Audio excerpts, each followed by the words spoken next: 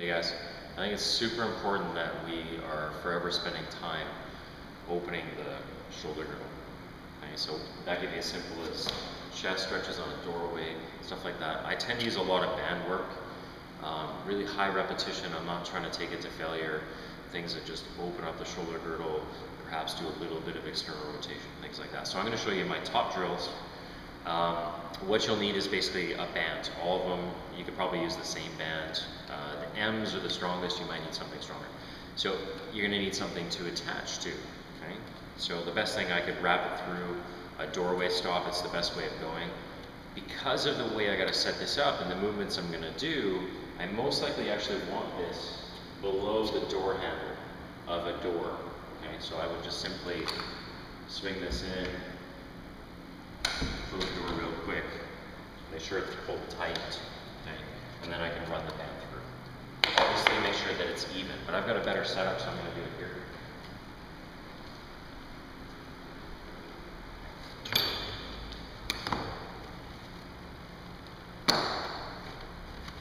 So first things first, I don't like naked tubing. That's the tubing where you can see the rubber. It's okay on higher tensile bands. They tend to rip if they're ever going to break.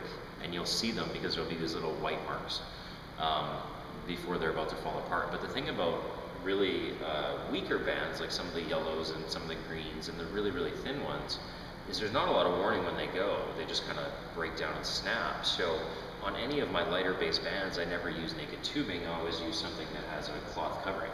So my favorite would be the Stroops Slastings. Now once you get it through that point, you want to make sure that you've got even tension. So I'm going to walk back, and this band is pretty even at full locking. Okay, so here's my drills. I've got a Y, a T, an M, a W, a shoulder row to external rotation, band tear aparts, and shoulder circles. This is a lot. So I'm going to get Tara here to go from the side and then also from the rear. I'm going to go Ys. One thing, don't throw your lower back into these drills. Okay, keep your butt back a little bit, perhaps even a little bit of a bend. Again, I'm trying to open.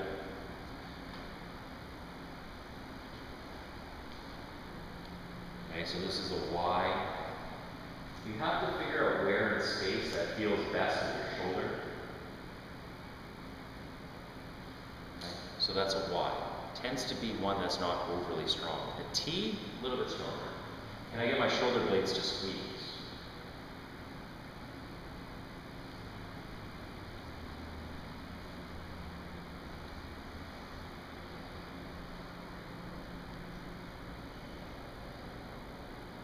Okay, your little baby muscles on the back of you are just going to burn like crazy.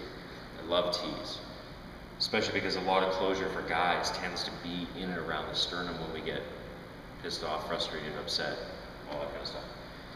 So the next one I'm going to do is a W. Now W is very rotator cuff based. I tell people to think about a windshield wiper. There's two cues. Basically, I need to keep the elbow at shoulder height or armpit height. And when I flip into external rotation, when I externally rotate back, you need to keep the arm at 90 degrees. It tends to want to bend too close to the ear. So again, from the side of the view, there shouldn't be a lot of tension on this. Be careful you don't throw your lower back. So I'm stiff, shoulder height. I'm going to flip and drop. Okay, I don't release. I'm just going to hold this. This is a W. Okay, so from behind, you're going to notice I keep my arm at 90 degrees as much as possible.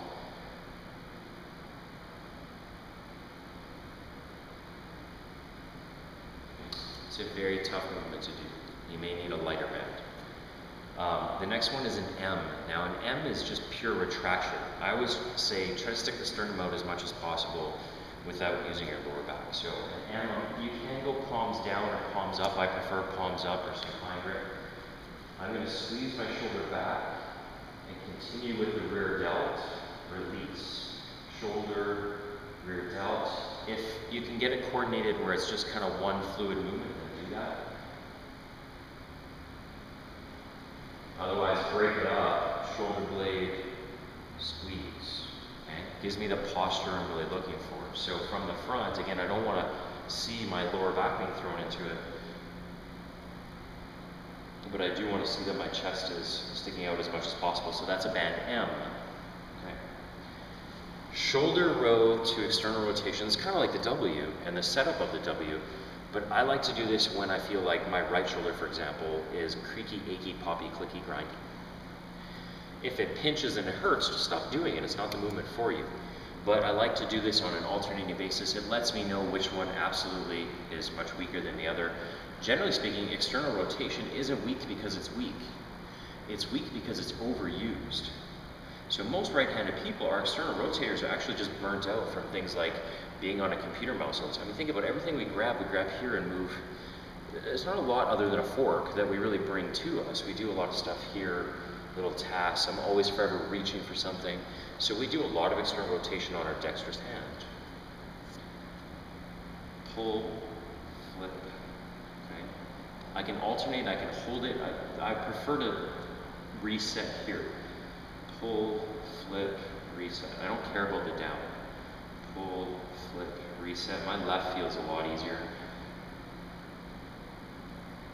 And try to be extremely robotic about this movement, very controlled. Again, from the back, I want to see that my arms are at 90 degrees with my elbows.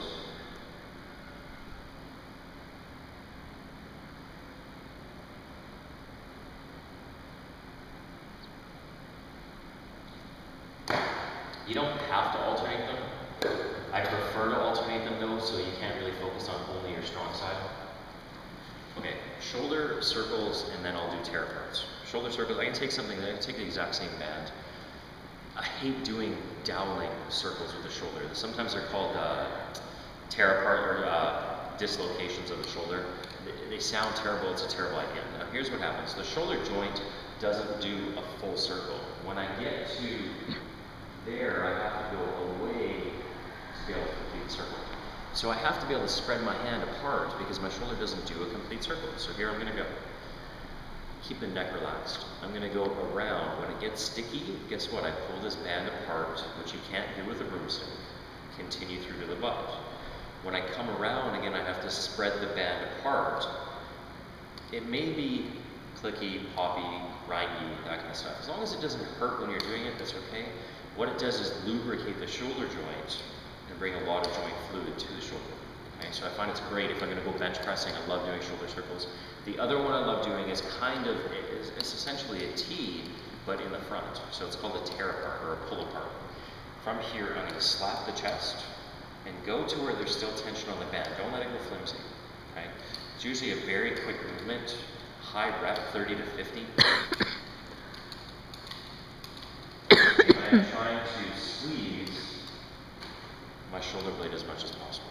Okay, so that was a yellow elastic. Again, use light bands, do higher reps. How many reps do we do that close our body in a day? A lot. So do a lot of reps to open it up. If your shoulders are tired, skip a few days. I like to just add a couple to every one of my workouts to reset my shoulder posture. Okay, any questions, post them below. Thanks.